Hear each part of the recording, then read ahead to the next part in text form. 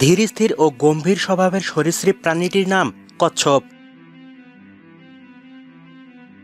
এজন্যই হয়তোবা খরগোশ আর কচ্ছপের গল্পটি ছোটবেলায় বইয়ের পাতায় জুড়ে দেওয়া হয়েছিল কর্তব্যে সচেতনতা বাড়ানোর বিষয়টি মাথায় রেখে।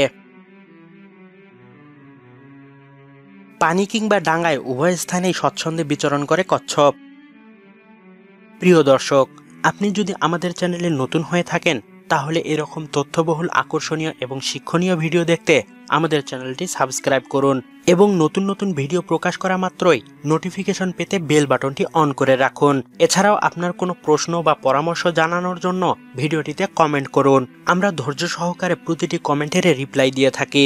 তাহলে চলুন আর কথা না বাড়িয়ে চলে যাওয়া যাক ভিডিওটির প্রাণীটির কাছে।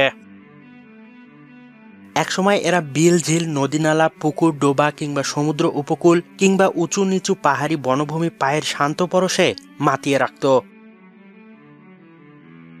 সেই দৃশ্য আজ অতীত।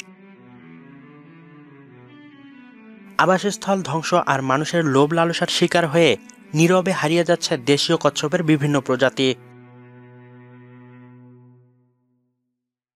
এছাড়াও জলবায়ু পরিবর্তন, পরিবেশ দূষণ, কীটনাশকের ব্যবহার, অতি বেগুনি রশ্মির বিকিরণ সহ নানা কারণে পৃথিবী জুড়ে উভচর প্রাণীরা রয়েছে আজ মারাত্মক হুমকির মধ্যে। আশঙ্কাজনকভাবে বিপন্ন হয়ে যাওয়া এই প্রজাতির কচ্ছপের নাম হলুদ পাহাড়ি কচ্ছপ। কেউ কেউ আবার হলুদ পাহাড়ি কাসিমও বলে থাকে।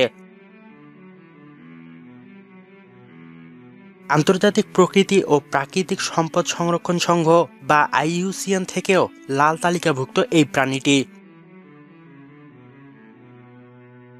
এরা ডাঙ্গায় চলাফেরা করে বলে বনভূমি বা চা বাগান এলাকার মানুষেরা ভ্রান্ত ধারণায় উদ্বুদ্ধ হয়ে এদের ধরে ধরে খেয়ে ফেলে।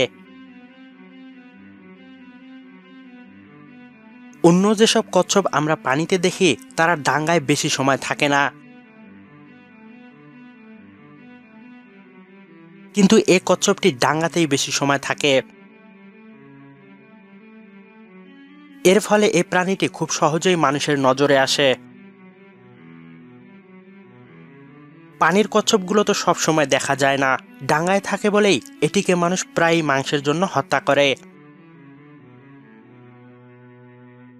আর এভাবেই এদের সংখ্যা দিন দিন কমে যাচ্ছে। বৃহত্তর সিলেট, চট্টগ্রাম ও পার্বত্য চট্টগ্রামের মিশ্র চিরসবুজ বনেই এদের বসবাস।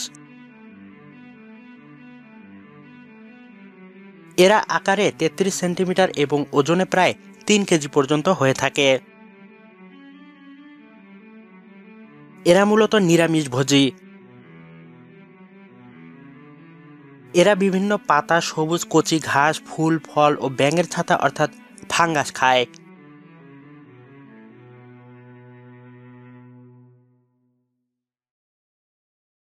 ভিডিওটি ভালো লাগলে লাইক বাটনে ক্লিক করুন এবং শেয়ার করে আপনার বন্ধুদেরও দেখার সুযোগ করে দিন। আপনার কোনো মতামত থাকলে তা কমেন্ট বক্সে কমেন্ট করে আমাদের জানান এবং এরকম মজার মজার ভিডিও দেখতে আমাদের চ্যানেলটি সাবস্ক্রাইব করুন।